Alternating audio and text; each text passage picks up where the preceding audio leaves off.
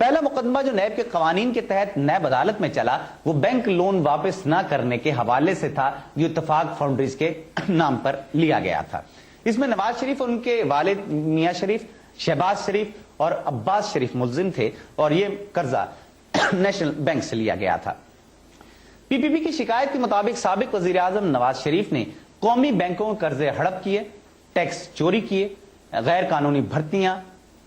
ترقیاں اور اثاثوں کو چھپانے سے متعلق تھی، جس میں ان کے ملکی اور غیر ملکی اثاثے بھی شامل ہیں۔ ان شکایات میں یہ الزام بھی تھا کہ نواز شریف نے 1990 سے 1993 کے دوران سرکاری اختیارات کو استعمال کر کے اپنے ذاتی بزنس امپائر کو وسیع کیا۔ پی پی پی کی درخواستوں کے مطابق اس عرصے کے دوران جو قرضے لیے گئے ان کی مالیت 9 بلین تھی، جبکہ ان کے صنعتی یونٹ 9 سے 20 ہو گئے۔ تیزی سے ترقی کا میں نے آپ سے پہلے تذکرہ کیا، یہ وہی بات آ رہی ہے۔ ایک برطانوی اخبار میں بھی نواز شریف پر الزام لگایا گیا تھا جناب کہ وہ ٹیکس بچانے میں ملوث ہیں، اور یہ کہا گیا تھا کہ انہوں نے پبلک کے لاکھوں ڈالرز اپنی ذاتی اکاؤنٹس میں رکھے۔ برطانوی اخبار آبزرور نے بھی نواز شریف کرپشن کے حوالے سے ایف آئی اے کی 200 صفحات پر مشتمل ایک رپورٹ شائع کی تھی، جس کے مطابق نواز شریف لندن کے میفر ڈسٹرکٹ میں 4 اپارٹمنٹس کے مالک ہیں جن کی مالیت اس وقت $5 ملین ہے، جبکہ نواز فیملی کے اثاثہ جات $17 ملین سے زائد ہیں۔ یہ میں اس وقت کی بات کر رہا ہوں جب آبزرور نے یہ رپورٹ دی تھی، اور چند برس پہلے کی بات ہے۔ اس رپورٹ کے شائع ہونے سے نواز شریف کے خلاف اپوزیشن نے شدید تنقید کی اور اس وقت ظاہر ہے کہ حکومت میں تھے، ان سے مستعفی ہونے کا مطالبہ کیا۔ اس رپورٹ کے مندرجات پر سابق وزیر داخلہ نصیر اللہ بابر صاحب نے تبصرہ کرتے ہوئے اس وقت کہا تھا کہ جو کچھ سامنے آیا ہے اصل اعداد و شمار اس سے کہیں زیادہ ہیں۔ انہوں نے کہا کہ نواز شریف کی کرپشن کے حوالے سے انہوں نے تحقیقات مکمل کر لی ہیں، لیکن ان کی حکومت ختم ہو گئی۔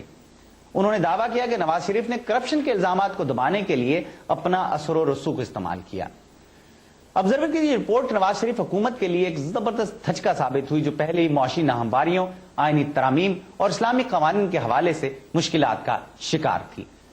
نواز فیملی پہلے فولاد کے کاروبار سے منسلک تھی، لیکن اقتدار میں آنے کے بعد اس فیملی نے شوگر اور ٹیکسٹائل ملز کے شعبے میں بھی اپنے قدم جما لیے، جس کے لیے اپنے اختیارات کو خوب استعمال کیا گیا۔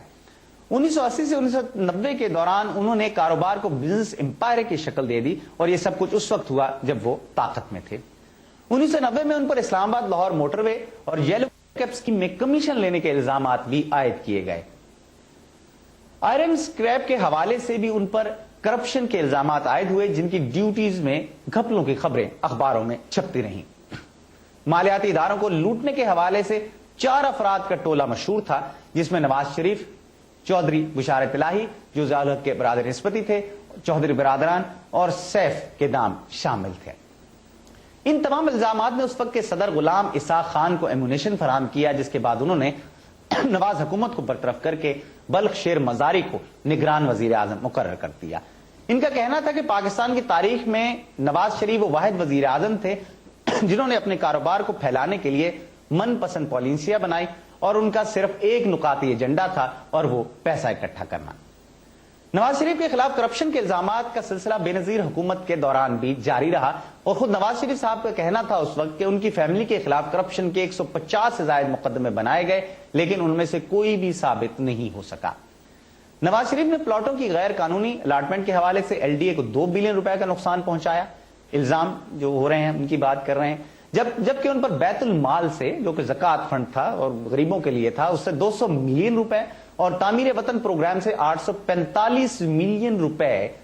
بلا وجہ خرچ کرنے کا الزام بھی عائد کیا گیا تھا ان مدوں میں جہاں پر یہ رقم خرچ نہیں ہونی چاہیے تھی۔ 1990 سے 1993 کے دوران نواز شریف پر جو بڑا الزام عائد کیا گیا وہ بینکرز ایکویٹی سے شوگر ملوں کے لیے حاصل کیے جانے والے کثیر تعداد میں قرضہ جات تھے، اور جب نواز شریف کی حکومت برطرف ہوئی تو بینکرز ایکویٹی کے چیئرمین کو مذکورہ خدمات کے سلے میں صحافی دوستوں کے مطابق ان خدمات کا معاوضہ یہ دیا گیا کہ پاکستان مسلم لیگ سیکریٹریٹ اسلام آباد میں انہیں آفس سیکریٹری مقرر کر دیا گیا۔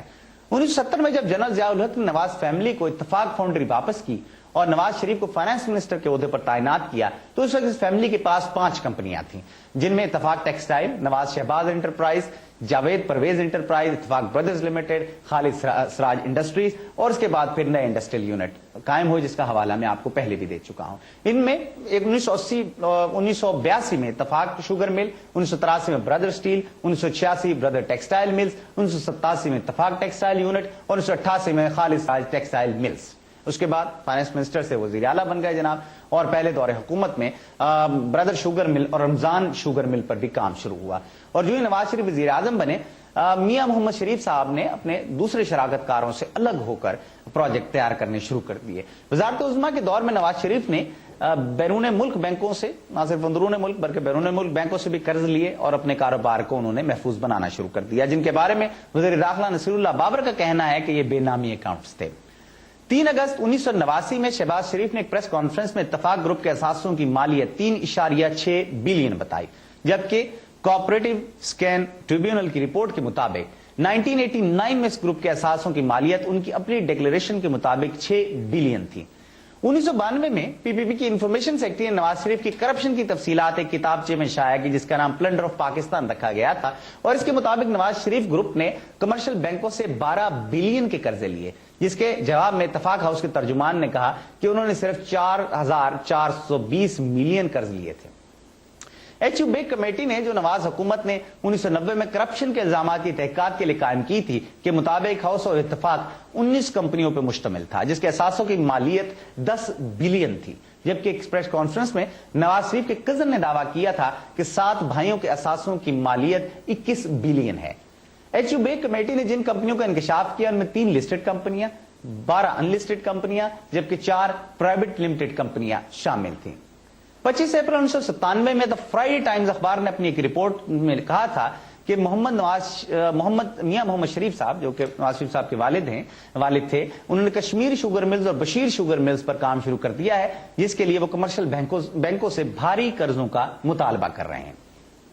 جبکہ نیو شریف میڈیکل سٹی پر کام پہلے سے جاری تھا۔ اس کے برعکس نواز فیملی رائے ونڈ پر ریزیڈینشیل فارم کے علاوہ قصور میں عزیز شوگر مل اور شاہ کوٹ میں ایک اور شوگر مل بھی قائم کر رہی تھی۔ 1990 میں جب نواز شریف وزیر اعظم تھے تو ISI کے سابق چیف جنرل حمید گل صاحب نے ماڈل ٹاؤن لاہور میں ان کی رہائش گاہ کا دورہ کیا، اور انہوں نے بعض حلقوں کے مطابق اور مختلف اخبارات سے کوٹ بھی کیا کہ انہوں نے نواز شریف کو یہ مشورہ دیا تھا، اس وقت ان کے والد بھی اس نشست میں موجود تھے جہاں یہ بات ہو رہی تھی کہ جناب آپ کیونکہ وزیر اعظم بننے والے ہیں، یا یہ جب اسلامی جمہوری اتحاد بنا، یہ اس دور کی میں بات بتا رہا ہوں کیونکہ ISI کا بہت زیادہ عمل دخل تھا اور بہت سی فنڈنگ بلکہ اسلامی جمہوری اتحاد کو ISI کے ذریعے کی گئی تھی، اور اس وقت انہوں نے یہ کہا کہ آپ ایک ٹرسٹ بنا دیجئے اور اپنی تمام جتنی بھی جائیداد ہے، اثاثے ہیں، وہ اس ٹرسٹ میں رکھ دیجئے تاکہ آپ پہ مستقبل میں کوئی کرپشن کا الزام عائد نہ کر سکے۔ تو اس کے جواب میں نواز شریف صاحب تو کچھ نہیں بولے، لیکن ان کے ابا جی میاں شریف صاحب نے بہت برا منایا، اور انہوں نے کہا کہ جناب ساری زندگی تو ہم بینکوں سے قرض لینے کے لیے قطاروں میں کھڑے رہے، اب جب ہمارا وقت آیا ہے تو جرنل کہتے ہیں کہ ہم اپنے کاروبار کو بند کر دیں۔ یہ مختصر سا جائزہ ان الزامات کا تھا جو نواز شریف فیملی اور بطور خاص میاں محمد نواز شریف پر لگتے رہے۔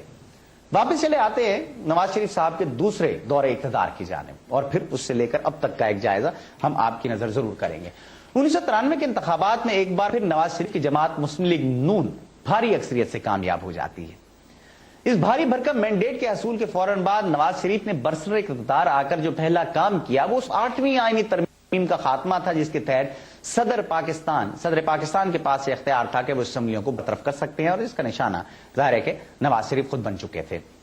8ویں آئینی ترمیم کو ختم کرنے کے لیے آئین میں 13ویں ترمیم پاس کروائی گئی۔ اس ترمیم کو ختم کرنے میں نواز شریف کی جماعت سمیت دیگر تمام سیاسی جماعتوں نے اس میں بھرپور حصہ لیا۔ اس طرح نواز شریف نے پارلیمنٹ پر جو ایک چیک اینڈ بیلنس کا سسٹم تھا اسے ختم کر دیا۔ نواز شریف نے اسی پر اکتفا نہیں کیا بلکہ انہوں نے اپنے ارکان پارلیمنٹ پر مکمل کنٹرول حاصل کرنے کے لیے آئین میں 14ویں ترمیم کر دی، جس کو پارٹی ڈسپلن کا نام دیا گیا۔ دوسرے دور کا خاتمہ کس بات پر ہوا آپ کو معلوم ہے، لیکن دوسرے دور کے دوران اس پر بھی اکتفا نہیں کیا نواز شریف صاحب نے کہ بہت ہیوی مینڈیٹ تھا ان کے پاس۔ کے بعد دیگرے ان کی فتوحات کا سلسلہ آگے بڑھتا رہا، عدلیہ سے لے کر پریس تک، پریس سے لے کر دیگر ادارے یکے بعد دیگرے وہ ان کو رونتے رہے اور طاقت کو بڑھاتے رہے. پہلے جائزہ لیں گے عدلیہ کا